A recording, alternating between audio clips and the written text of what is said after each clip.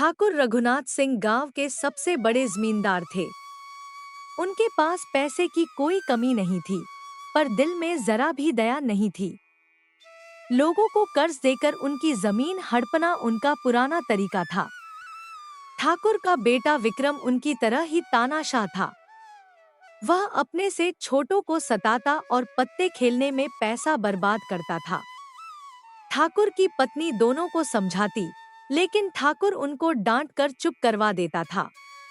रतन, ये गांव मेरे बाप दादा की जागीर है। यहाँ जो होगा मेरी मर्जी से होगा। जो मेरी बात नहीं मानेगा उसका खेत छीन लूंगा। जी मालिक, जैसे आप कहें। उसी गांव में गंगाराम अपनी पत्नी सुशीला और बेटे के साथ एक छोटे से घर में रहता है। बारिश न होने के कारण उसका खेत सूख जाता है। वह अपनी पत्नी से कहता है, सुशीला, अब क्या करूं?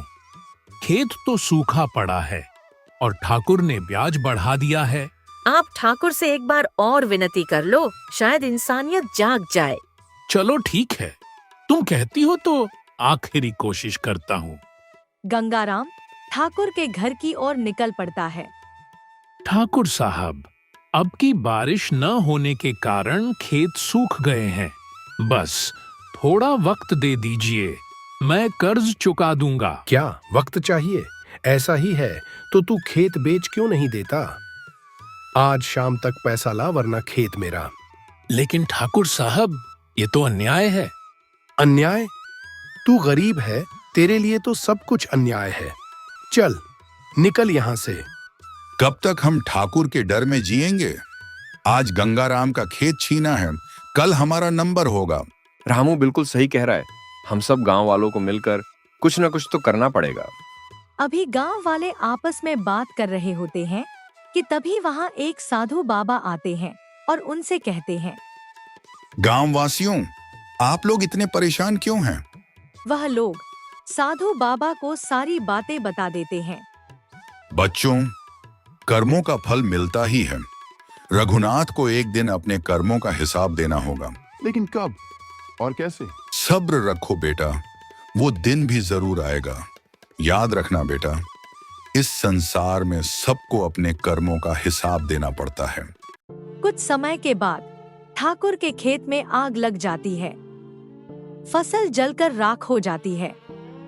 ठाकुर के आदमी उसे यह सूचना देते हैं, मालिक, सब खत्म हो गया। क्या? किसकी हिम्मत हुई मेरी फसल जलाने की? दूसरी तरफ ठाकुर साहब को एक और झटका लगता है जब उनका बेटा विक्रम जुए में हारकर कर्ज में डूब जाता है और सूदखोर पैसे मांगने आते हैं। या तो पैसे दो या जमीन का कागज हमारे नाम कर दो। शायद तुम लोग मुझे जानते नहीं, मैं ठाकुर रघुनाथ सिंह हूँ। मुझे धमकी देने का नतीजा अच्छा नहीं होगा। समय किसी का नहीं होता ठाकुर। एक दिन रघुनाथ सिंह बीमार पड़ जाता है। इलाज के लिए पैसे नहीं थे। सब पुराने दोस्त मुंह मोड़ लेते हैं।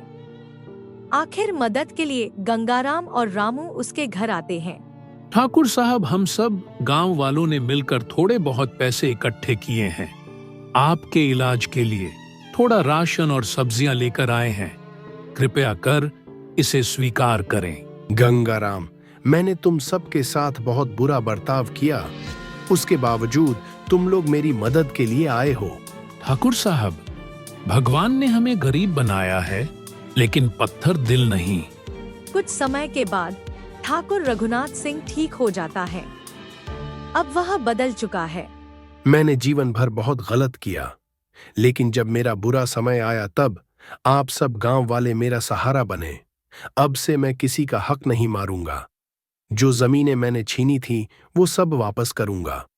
जिस गांव में कभी अन्याय था, वहां अब सेवा और सहयोग का माहौल था। सभी किसान मिलकर काम कर रहे थे। फसलें लहलहा उठी थी।